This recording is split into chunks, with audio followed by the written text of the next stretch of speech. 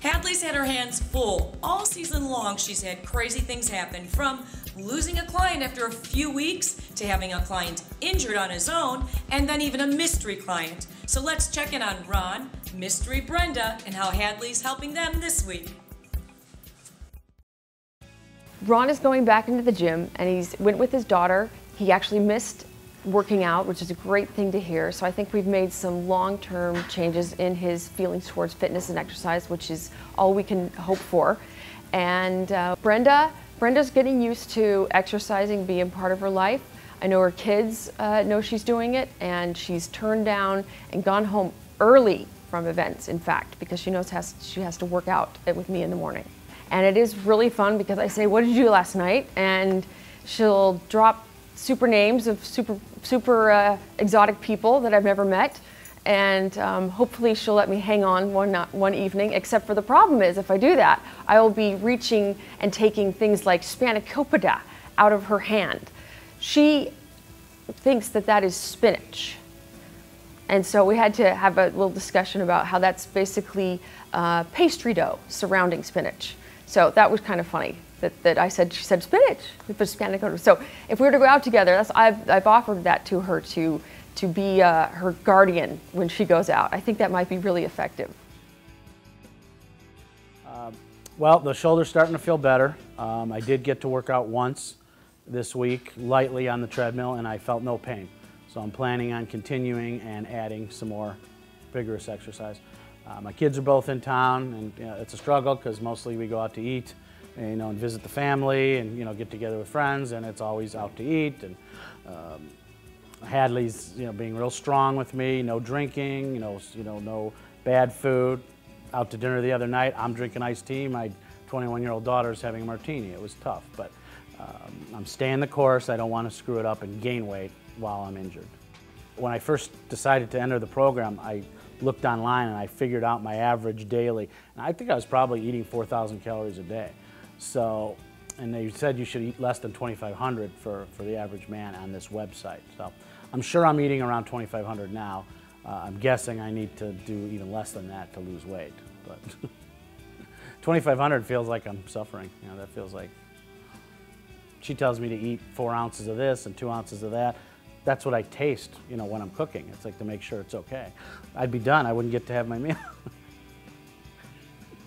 I know that sounds bad. Workout is not as good as it should be because, I always look for an excuse, but they're not doing too bad. I try to incorporate something. Hadley, my trainer, is constantly texting me to get on, some type of running program or walk, and to meet her at the gym.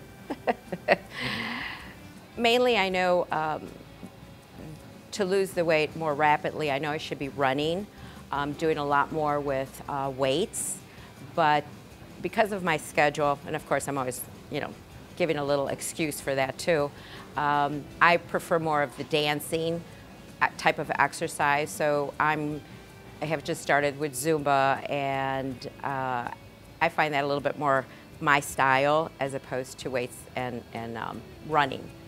Yes, people have been telling me that I look like I've lost weight, but they haven't really said that I've lost weight. They go that I look better. They don't know what it actually is. They just say, "Oh my God, you look so much better." And then I've got some phone calls where they're like, "Hey, I was looking at some pictures and your face has really changed. What have you done?" So it's kind of, it's okay. It makes me feel good that they could tell a difference. But because I am embarrassed that I had gained so much weight, I'm also embarrassed to say that I'm losing weight, if that makes any sense. I don't own a scale, so I'm hoping that there's some weight loss. So I just get excited when I know that I've lost some weight. But I don't want to know at home, so it'll make me work harder. I believe that Ron will be staying the same. I'm just hoping he didn't gain. Brenda, I'd like to see a few pounds come off her. She should, with more activity and cutting down the drinking. Push-ups are a great way to build upper body strength, but they also work on your core if you're a woman.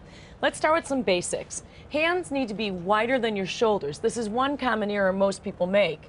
As you come down, let your chest come down to elbow height, and your elbow is right over your wrist. Now, with any upper body, you want to do about 12 to 15.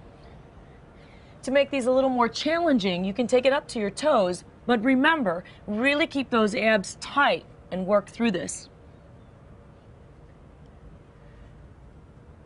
And 15. Those are a great way to challenge your upper body.